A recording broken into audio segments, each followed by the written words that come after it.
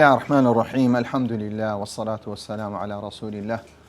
اللهم افتح لنا أبواب رحمتك وألحقنا بالصالحين. اللهم علمنا ما ينفعنا وانفعنا بما علمتنا وزدنا علما وفهما في الدين. جيشنا كوتا واني كمختصر فقه منهجي كلبابتي زكاة وين لباشوي أو كسانا ما باسكر كشاني زكاة قوتمان هش صنف يعني هش تشين كأو سينانا أقربت وجوديان هبو هر هش صنف وجوديان هبو لشوين يقدا دبي باركة بمتساوي توزيعي هر هش صنفان بكري بونو منكسكا هش دفتري هبو زكاة أو هش دفترة كواتا صنفي فقراء دفترة شو بركوي صنفي مساكين دفترة شو بركوي لدوا أو كان كريكارا كان دفترة شو بركوي أو كي تازم مسلمان دفتري أو بركي في رقاب دفترك غارمون دفترك في سبيل دفترك وابن السبيل دفترك وتمع قربيته هميانزيا وجدان هبي إن زدي أو دفتري كو توزيع دكي هيك شيء تدانيا لأنه فقراء قربيته كسيك نوت ورقة داعي كسيك سن ورقة داعي ده ورقة داعي دبي يكساني لبيني سهبي صنف كان هبي بەڵام لە ناو سنفەکان فقەڕا دەکرێت و زەکاتی کەچی دۆرەقی بدەیەکی سێی بدەیەکی چاری بدەیەکی پێنجی بدەیەکی شەشی بدەیەکی هەفتی بدێ بە متەساوی نییە هەر یەکەچیان چیە بە پێویستی خۆی یەکەچیان خای لۆ دەکری کاکێکیان سیارەی لۆ دەکری بۆ نمونە هەرچەندە گوتمان لە مەزەبی شافعی دەبی خودی پارەکە تەسلیم کردی بەڵام گوتمان زۆربەی زۆری فەقیری ئێستاکە لەبەرەوەی یعنی غەریب حاڵە لە پارەی چۆن ئیستیسمار بکە و چۆن بەکاربێنی لو بابەتێ گەریبێت و ئینسانەکانی فەقیرەکانی ئەوە بەو شێوەی بوو لەو کاتی ئینسانەکە توانین تەسەڕف تێتا پێ بکەم بۆیە دەرێ ئاخرەکەی چی ئەوە تەوزیعی گۆم کەیفە توزیع الزەکات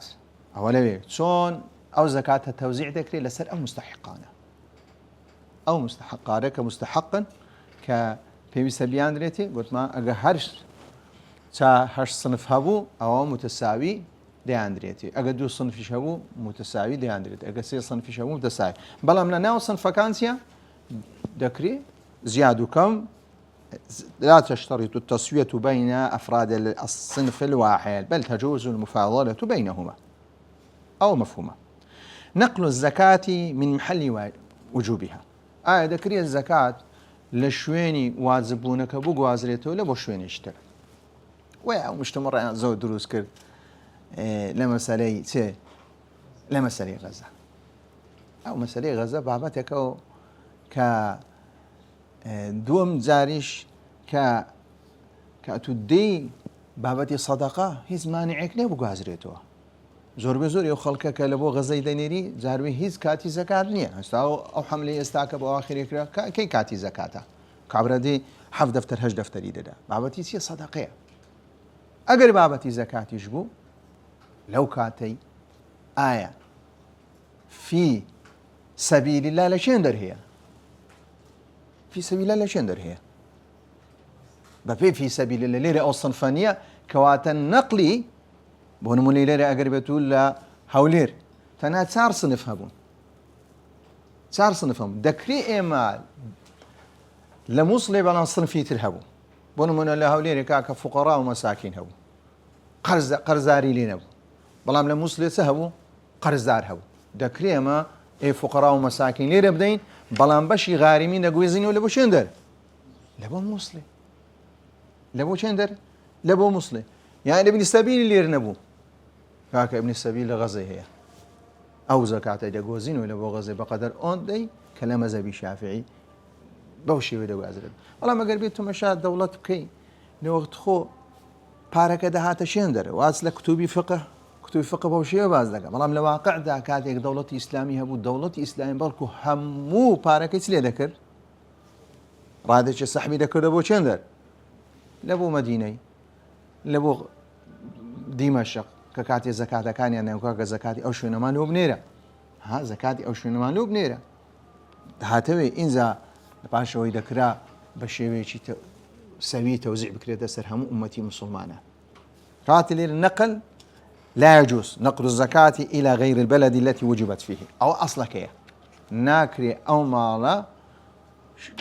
لو شوێنێ کە زەکاتەکە تێداوەجە بگوازرێتەوە طالما يوجد مستحقها في بهذلك البلد حتى أو كان مستحقا لو شوينا وإن قربت المسافة أقربت المسافة كش نزيك بونمنا قواسنا ليرة لبو شندر بونمنا ليرة لبو كوي أقربت وجبي لا يجوز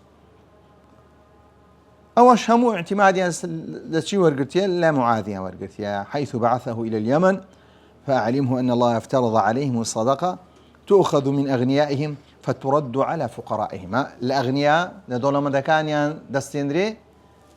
ددريتو فقيرك بلان بيغمر صلى الله عليه وسلم آية وحديثي كاتيك لبو يعني ما تيجينيشي أو ها برينكاك كاتيك بيغمر صلى الله عليه وسلم وحديثي لبو معاذي قوتيا تنها لبو معاذي قوتيا تنها لبو أهل اليمن قوتيا يعني لبو قوتيا كاكا تؤخذ من أغنياء المسلمين بشويتي قشتي فترد على فقراء المسلمين هم لبوشيه فأعلمهم راس أعلمهم لقر أهل يمنيتي بلام خو أقربيته من أغنياء المسلمين فترد على فقراء المسلمين أو ما ناش وردقري كواتل لشندر مسلمان بي سي دولة من لشندر وبارك لي ولا لشندر فقير شو بارك دبين شندر دبين شيء تدانية شيء تدانية قوات اللي رجوت من بوشي وقربيته نقل زكاة وجه شرعي هي لبو غزة هيك شيء دانية سونكا لو أنا أوصل فاني لهم عالمي إسلامي أو إلى غزة هي كامل ومكملة هموي أو فقيرين لغزة هي أو مسكينين لغزة هي أو غارمين لغزة هي أو ابن سبيلي لغزة هي أو في سبيل الله لغزة هي لتشينك هي أما بملايكاك بريملايكاك بار نقل ناكري أقربيتو نيتي شي تريلة كلمة الحق يراد بالباطل أقربيتو كلمة حق يجبي بلام أو حق قبراسي تينيجيشن لفقه إسلامي ده بالكو لو حالته أقربيتو أصناف كان وجود نبون لو شوينا دكري لو شوينا بقوازرت ولا بس لو شوينا شيتر أو مرزانتي ككسي زكاة في دري الزكاة تنهى لبو أو كسي الإسلام ادعوهم الزكاة من لا تدفع إليهم فلا تدفع الزكاة الواجب لغير مسلم تنهى دريته شيء دريته مسلمان عدم القدرة على كسب أو كسي كزكاة دريته كتوانا إيش كرني نبي يعني إيش دكا توانا إيش كرني هي إيش دكا بلام إيش كيسيا بشيناك بلام كاكا من زلدان إيش مالي هي إيش كناكا إيش وخوريا هربتي دبتهوي أويكا بيويسي بوي نامي لو كات أو كسا عندهن نبي زكاة بدريته بلام كسا كدزاني ناتواني إيش بكا إيجي نازاني إيجي يعني وبدسنا كوي تسنديش حول ضاع أو لو كاتي دريسي عدم القدرة على الكسب أو تواناينية كإيجبك يان كسب دكا كسبك يتيا بشيناكا ألا تكون نفقته واجبة على مزكي هروها ناكري نفقة جبدية كسيك زكاة دي كسيك كنفقك لسر شيء لسر مزكيك لسر أو كسيك زكاة دا وكوتسي أو كساني كزكاة يعني لسر واجب ونمونا فلا يجوز دفع الزكاة إلى الأب والأم والجد والجدة مهما علوا بهيش الزكاة بأصول نهتي بلكو أصول تيان لسر مزكيكيا بريتيا نفقة كباب نيبو داك نيبو باب نيبو بابير نيبو حتى بابير نيبو نفقة كذا كوتا سر شيء سرنا وكان سر كرة كان كواتا ناكري زكاة بدريتها شيء أصولي خوت اشتيوان هبي لأن نفقتهم واجبة على الفروع تكون زكاتي ددي مالي خلشي تدا بلكو أوا بشيوي يشتر دبيتو باري بدي ويشتيا نفقه كيدا يبدأ وكذلك لا يجوز دفع الزكاة إلى الأبناء والبنات وفروعهم إن كانوا صغارا أقلب إن كانوا صغارا ناكري بديت من دالش كتسيش هروها فروعي خوش كتست كري كرد أقربيتو قتسكبون أو كبارا أقربيتو قورجبون مجانين ومرضى مزمنين أقربيتو نخوش من خوش كان شاندريش خامبون أو أنا لبرتسي لأن نفقة هؤلاء واجبة على آبائهم إذا باوكا كقربيتو نيبو أو باوكا كصاحبي سيا جسان لخو زكاتي ورقدي زكاتكش مدالكان نادريته مدالكان بابكا بو شوي ديداتوان والله ناكري بابكا بري والله كاك الزكاة دام كري كرم يعني كتي كرم يعني كتي كتم ئەگەر بێت و گچکە بوون یان شێت بوون یان نخۆش بوون چونکە ئەسڵەن نەفەقەی وان دەکەوتە سەر چ دەکەوتە سەرەوەی ئەوە لە چ کاتێک باز دەکەین کاتێک نەفەقەکە بکەوتە سەر شێ سەرکەکە بەڵام بۆ نمونە تو زاوایەکت هەیە زاوایەکت هەیە ئەو زاوایە منداڵێکی هەیە زاوایەکەت فەقیرە زەکات دەدێچێت و زەکاتەکەی دەدێ زاوایەکەی خۆت ڕاستە کچەکەی توش چییە ئیسفادە لێ دەکە بەڵام عیلاقەوەی دانیە با کچی تو ئیسفاد لێ بکە نەفەقەکەی لەسەر تو نیە نەفەقەکەی لەسەر چییە لەسەر زاوایەکەی تووە ڕاستە کچی تو یان کوڕی کچی تو ئیسفادە لێ دەکە بەڵام گریمان ئەو زاوایە مرد کچەکە هاتەوە چ بکە پسی شێ بکە وەکو ئێستاکە لەو کاتێ نەفەقەکەی دەکەوتۆ سەر شێ دەکەوتۆ سەر بابی نەفەقەی منداڵەکان دەکەوتۆ سەر چێ دەکەوتۆ سەر باپیرەکەی تر باپیرەکەی لە تەڕەفی چێ سەر با ئەگەر نەبوو دەکەوتە سەر چێ مامۆ ئەگەر هەر نەبوو دەگەڕێتەوە سەر چ ئینجا و باپیرەی باشە کە تۆ سەر ئەو باپیرەی ئەو باپیر نابی زەکات نەبداتە کچی خۆی نەبداتە کچی خۆی لەو حالەتەی ئاگادار بە نەک بری وڵا کاکە ناکرێ بابرین کچ مستەفید بی لە چ لە زەکاتی مستەفید دەبێ بە ڕێگای چێ بە ڕێگای زاوایەکە ئەو زەکاتەکەی دەدێ زاوەکە ئاگادار بلەوە وأيضا لا تعطي الزكاة للزوجة الزكاة نادرة أفراد بياوي يعني ناكري زكاة بداتا شيء أفراد خويلو سوك نفقيتيا نفقي لسا أن هؤلاء يعطون من الزكاة بوصل المسكنة أو الفقراء أما لو كان أحد من صنف غير صنف الفقراء أو أنا باس ماكري الزكاة يعني نادري بس صفتك بيان نادري بصفتي فقراء ومساكين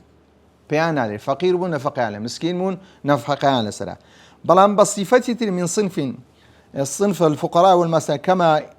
إذا كان غارما أو في سبيل الله فإنه يجوز لمن تجب نفقته عليه يعطيه زكاة مالي لذلك الوصف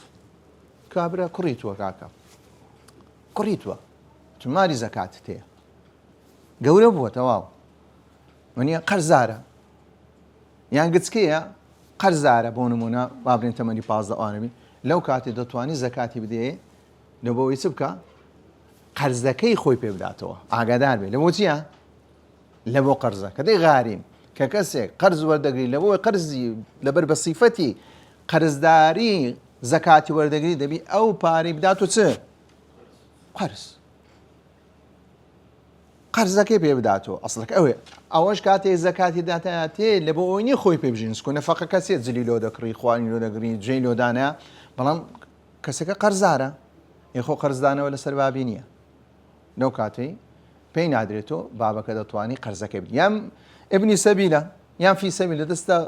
شەڕی لەو کاتەی بابەکە دەتوانی ئەو کوڕەی خۆی ئامادە بکە یا ابنی سەبیلە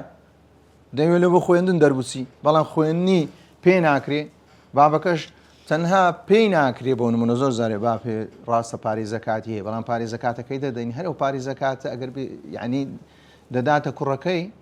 هەم لە بۆ بابەکەش چاکە هەم لە بۆ کوڕەکەش چاکە ئەگەر بێت و بابەکە بۆ نمونە نەدادە کوڕی خۆی دەیبچی پارەی لێ بکە پارەی قەرز بکە و زەکاتەکە ئێگەدا کەسەشیتی بۆیە لەو کاتیش دەکرێت زەکاتی بداتێ کوڕی خۆی إعطاء الزكاة لمن يكتفي بنفقته غير غيره دەکرێت زەکات بگرێتە کەسێشتر ئەگەر بێت و کەسێکی نەفەقەی دەدا کەسێکی دی بێ زەکاتی بداتی بۆ نمونە نەفەقەی لەسرە منە وانە نەفەقەی لەسەر من بابم نەفەقەی کە تۆ سرە من بەڵام کەسێکی دی چی دەداتێ زەکاتی دەداتی کێشەی چییە کێشەی تێدا نیە هەرچەندە نەفەقەکەی لەسرە منە بەڵام چی دەداتێ زەکاتەکەی دەداتێ أول شيء لا يكتفي بنفقته بنفقة جاز إعطاؤها إليه لأنه في هذه الحالة مسكين أو فقير لو كانت يقرب بنفقش إلى سلام به بلام أمن كنفق كم ددا حكسك سبو بيويز بو لفقير دناتو لمسكين دناتو كسرشي دي بيويز دكري تي بيبدا زكاتي بيبدا وهي شيء تدانيا إعطاء الزوجة لزكاة مالها لزوجها ويسن لزوجته إذا كان غنية أو سنة أجر بيتو آفرت دولة من بو باركي خوي دربيني بياوكي فقير بو زكاتي تيا زكاة كي بداتيو لها أجران أجر القرابة وأجر الصدقة هم أجر نيزيشي وخزماتي وهم أجر الصدقة وهم خوشويشتي زيادة كاو بوشيوي الزكاة للأقارب الذي لا تجب نفقتهم. زكاة لبو أو خزم كساني كنفقي لسرت وازمة بون من برا خشك كوري برا كوري خش خال مام أو بابتانا همو دروستا كزكاتيان بدريتي بلكو أوان أولاتره بلكو خزمتيا أولاتره ناكريتو خزمة الله فقير بي مسكين بي أتوبي بدي كسي غريبة كسي غريبة يكزار دادي مالا أو هم روجتيا ددبيني ودشبيني كأتو هبوني زكاتي ددي كوات زكاة كسي الصدقة على المسكين صدقة لسر كسيك نبوم صدقة وعلى ذي القرابة 2 مالا أقربيتو خزم بي دو صدقية صدقة وصيلة صدقية هروا السيلة الرحم يجدروز دكا خوش ويش يدروز دكا لو دبيني يستاك دبيني يعني دو برانا كيف يان بيكنا حتما براك دورمند براك فقيرة براي دورمندك أور لبراي فقيرة كي ناداتو يعني إنسان ك همزانة إنسان كم مليونك دولاري ويخ مليونك دولار كاك صد دفتر أقربيتو خزمو كست استفادة لتونك يعني سي يعني سي أقربيتو دفتر يجي دربيني براك بيه سيارية يا خالد بيه سيارية يا مامد بيه سيارية يا دبي سيارية شري بيه زور زاريو تمشادك خاري كسكا تمشادك يدي سياسات صار سكر هزار دفتري هي سعره كالشري بيه والله هو خاري من بي اون دفترها وخوي قبولناكم زكاتي دمكاك برها او دفترك برو لبخوت سيارة كتسي سيارة كتبقورة يا دفتر شي او هذا دمي يا سيارة شي دمي او ست دروس دبي هم صدقي وهم سيا هم صلة ودميني خزمك كسي اسداك اللي هيك تبانيني او مسليكاك او مسل او زكاته حتى بيدكري لنا خو درنسي بهلنا خو بلام قوتمان 7 او صنفان بن كزكاة كانياتيا زكاة كانيا بيدشي أن يكون غير هاشمي ولا مطلبي هروا وكسي كزكاة النبي بني هاشمي نبي هروا عبد المطلب جنبي لبروا إن هذه الصدقات إنما هي أوساخ الناس وإنها لا تحل لمحمد ولا لآل محمد صلى الله عليه وسلم. زكاة الدين أو زارهات وآخر باب زكاة قرض كأتو قرض لكن كسج يوم أو قرض صالة بس دا سرايتو هروا نصابك شيء بطانية زكاتي دكوت سري يعني لقد أو باري هيت كوي دكيوا زكاي دكده سري يعني حالتك سيا هم تنا قرضت هي لنكسشيا جيشت نصابي صالة بس دا سرايتو يام أو باري لك كرت قرزو هروا أو باري للاشتا بهودو شيء عندك دقرني صاب أو لما زي بالشافعي سيا واجبة زكاتي سيا ليه بدي إن زادين زكاتك زكاتك ليه بدي هر كاتك صاري بس دا سراوة زكاتك يددي يان كاتك ورد قرتوه مفهومة؟ اما خوي او لزكاة لدين مذاهبي زور هي اما قلت ما لسرت دروي مذهب امام الشافعي نكو قولي زول لسرا مش نمري زول لسرا كيد داتو كينا داتو هيبة مطلق دري ناي داتو حالا آجلا اقربيتو وري دقرتو وري ناقرتو حتى ورد قرتو اذا سندي داتو سندي ناداتو اوش شيء لسرا بلام او كي مستاكباز دكا انتنها مذهب الشافعية قوتمان زكاتك واجبا لقرز بدريتو لقرز بدريتو إذا كان الدين حالا أقربيتو قرزك حال لي بدريتو حالا يعني كاتي هاتيا استاكيا وكان الدائن قاد على أخذه هروا أو كسيك خاون قرزك شا ديتواني تسور بقري قرزه وكر بقريتو ورمتو استاك قرز دايتك سشي موعد مانجي دوازل بودانيو مانجي دوازدش كبيس زكاتي سبدي زكاتي أو باري بدي استاك دتواني باركلي ورغريو كاتكي بس داتسوا دتواني لي ورغ حالا كواتش دتواني داوي سليبكي داوي باركلي يبكي توانا اشتيلي ورغريو من المدين بأن كان المدين ملءا يجد ما يفيء به دينه كاكا أو كسيك قرزدارا برا باري هي زنجين دتواني بيداتو وجب على الدائن إخراج زكاته فور وجوبها أو لو كاتي دبي الراس توخو هل سري واجبو دبي زكاتي سليوكا زكاتي ليودا سوك كأنما أو باريزيا أو باري للايا لأنه في حكم الله المال الذي تحت يديه وكو أويك باركي لو تستي هيز مانعكني بتسيسي ليبكا هيز مانعكني لي بستينتو كابراش حبونو كابرا داداتو كوات بارك وكو إيسيا لە بەدەستیتی ناکرد بێ وڵای کاکە ئەو پارەی کە لە قەرزی فلانە بەخۆی تاخیری کردیا بەخۆی تاخیری کرد بەخۆی وەرناگرتەوە کابرا هەم ڕۆژ تەلەفۆنەوە دەکە وەرگرت وڵای کاکە پاری زەکاتە نایدەم زارێ ئەوە دەبی ئیلا چییە؟ ئەو زۆرە دەبی ئیلا هەر لەو کاتێ واجب دەبی ببیدەین. إن كان حالا ئەگەر بێت و کاتەکەی هاتیە وكان الدائن غير قادر على أخذه لعسر المدين أو إنكاره خاوەن ماڵەکەش نایتوانی پارەکە وەربگرێت یعنی ئێستا کاتی هاتیە پارەکە وەرگرتووە هەروەها کاتی زەکاتی شاتیە بەڵام کابرا ناکرێ ناتوانی ئەو پارەی وەرگرتووە اینجا لەبەر هەر هۆیەک بی ئایا کابرا نیتی یا ئینکاری دەکا یان ئەو کەسەی کە خاوەن هیچ بەینێشی نییە داوای لەسەر بنووسی پارەکەی وەربگرتووە فلا يجب على الدائن إخراج زكاته في الحال ئەو پێویست ناکە ئەو کەسە ماڵەکەی هل لو كاتي لسري واجب بدري بيني لأنه غير قادر على أخذه والتصرف فيه لبروي ناتواني بارك يوريك التصرف يبكى وإنما يحفظ فترة باقي في ذمة المدين فإذا قبضه زكاه عما مضى عليه من السن كي وري قرتو دي زكاة كي ليددا يعني باش سي صاري بارك يودراو كواتا تسين ليددا كواتا دبي باري سي زكاة لو باري سيا لو باري بدا لو پارێ ئینجا چۆن حساب دەکرێت کاتێک ساڵی یەکەم لەگە پارەکە حساب دەکرێت ڕێژەی ویدری ئۆندە زەکاتەوە بەر ئۆندە پارەی دەکەی ئەو ئۆندەیە ساڵی دووەم دیسان دەری کاکە ئۆندە پارەم لە لایوە ئەو ساڵی دوم ئۆندە ڕێژەوە بەردەکەی ئۆندەیە ساڵی سێم دێت و دەری ئۆندە ڕێژ هەستێ ڕێژەکان کۆ دەکاتەوە دەری ئەوە چی ئەوە پارەی چییە زەکاتەکەمە وەکو مالی غائبە كذلك إن كان الدين مؤجلا ئەگەر بێت و دەینەکەش مؤجل بوو ما بوون منامون قرزێکم دایتە کەسەچی لەماوەی چەند سێ ساڵی ماوەی سێ ساڵیش مؤجلەیان نا کەواتە ئینجا وەری دەگرمەوە وەری ناگرمەوە دەمداتۆ نامداتۆوە ئەو شتانە لێگەڕێ کەی وەری گرتۆ دەبی زەکاتەکەی چییە زەکاتەکەی لێ دەدا و زەکاتی چەند دەدا زەکاتی چەند ساڵی بەسەردا چوە لە مەزەبی شافعی هەمووی چییە هەمووی لێ دەدا هەمووی ئەگە نەیداوە ئەگە وەری نەگرتۆ زەکاتی لەسەر نییە مەفهومەکەی ئەوەیە مەفهومە یعنی بۆ نمونە ئێستا زۆر پرسیار دەکەن ئەرێ ئەو هەموو پارەمە لە لای حکوومەتیە هەرێنشی 5-6 دەفتەر مالەکن حکوومەتیە ئەیخۆ ئەگەر بێت و قەرزەیان نا قەرزە حکوومەت دەیداتەوە وەڵی زەحمەتە ئیکە نایداتەوە ئەگەر بێت و بۆ نمونە مرد کەسەکە نەژدراوە زەکاتی چی لێ بدە بەڵام ئەگەر دایەوە شاڵە دەداتەوە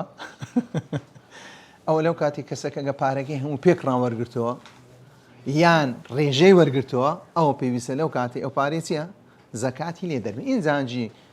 دەچینە سەر فتوای ئەو کەسانەی زەکاتی یەک ساڵی لێ دەرکەوت والسلام عليكم تەواو دەبی وجوب الزكاة في مال من عليه دين أو زاري من ملك نصابا من الأموال الزكوية التي مر ذكرها وحال عليه الحول في ملكه بون من يستاك قرض مرقرتيا تكانيكم دانا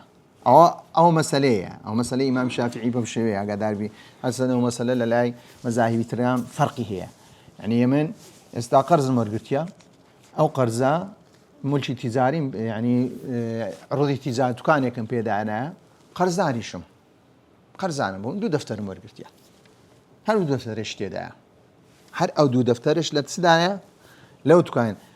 حال عليه الحول چەندی بەسەدا سوڕاوە ساڵێش بە ئەو ماڵی کە ئەو بابەتی هەیە کەواتە پێویستە چی لێ بدەم زەکاتی لێ بدەم زەکاتی ئەوە باسی ئەوە ئینکانە علاقی لە قەرز نییە ئەوە بابەتە دەری ئەو ماڵی کە لە لای تۆ زەکاتەکەی چییە زەکاتەکەی دەکەوتە سەری زەکاتەکەی دەکەوتە سەرێ چونکە دەڵێ زەکات پەیوەستە بە چ بە ڕقەبەی ئینسان بە ئەستۆ ئینسان یان بە ماڵەکە لە شوێن دەربی زەکاتەکە چیە دەکەوتە سەربی ئەوە لەسەر ئەساسی ئەو قسەی کە ئایا ئەو زەکا پارە لە لای چێ بێ وەنم پارەکە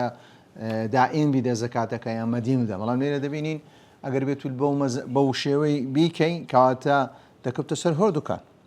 دەکەوتە سەر هەردووکان من ملك نصابا من أموال الزكوية التي مر ذكرها وحال عليه الحول في ملكه وجب فيه الزكاة ولازمه إخراجها على ما مر ئەگەر کەسێک پارێ زەکاتی هەبوو ئی خۆی بوو لە پاشەوەی حان عليه الهول في ملكي لملكي خوي وجب فيه الزكاة ولزمه إخراجه على ما مر وإن كان عليه ديون أقر بيتو قرض شي لسبو تستغرق ما لديه من مال أو تنقصه عن النصاب أقر بيتو قرزارج وقرزك سري ما يكشي الأخوة سري أو باري للايتي هذا بيسي لبدا زكاة لهم أو تنقصه عن النصاب أقر بيتو كم يشيبك. وكذلك الحال بالنسبة لمن ملك عروضا للتجارة وبلغت نصابا بعد حول من ملكيتها فإن الدين الذي عليه لا يمنع وجوب الزكاة أو قرزي لسريتيسيا مانع الزكاة ناكا في المال الذي تحت يديه أو مال لا يأتي من عروض التجارة وغيره وذلك إن الدين يتعلق لأن الدين يتعلق بالذمة والزكاة لأن الدين تتعلق بالذمة لبروي قرزاري لسر استويتي علاقة بمالي ونيا والزكاة تتعلق بالمال يعني أو فتوايا كدرايا لمذهب الإمام الشافعي جداك الدين علاقة بمالي ونيا تو خودي خود قرزاري بلام الزكاة لسرسيا زكاة لسر باركي ستسم بارا للاياتو دفترك للا قرزاني دفترك للا بيستا زكاتي أو دفتريسي بدري الذي تحت يديه وتجب فيه وإذا وجبت الزكاة في المال أصبح ملكا لمن وجبت له وهم المستحقون لما لها وإن بقي في يد صاحب المال فوجب أداؤه إليهم ويؤيد هذا ما رواه مالك في الموطئ عن عثمان بن عفان هذا شهر زكاتكم فمن كان عليه دين فليؤدي دينه حتى تحصل أموالكم فتؤدون منه زكاتكم أو حديثان أو مانجي زكاتين قويا هر كسيك ديني هي بعدين كي خوي بداتوا حتى تحصل أموالك حتى أموالكاني خوتان بدز بينن فتؤدون منه الزكاة بقوا زكاتي بدين أقلنا يانداو يعني سي بيوستا أوان سليب كان أو مفهوم بيوستا أوان زكاتي لي بدان إنزا أوا قوتمان أو قولي آخيري كباس ما كد كمشتم ريشي زوري لسره ودتواني لبخو بقري وسلسل بقري وسر علماء تر بفتواي علماء ترسى إيش بكي وصلى الله على محمد وعلى آله وصحبه أجمعين.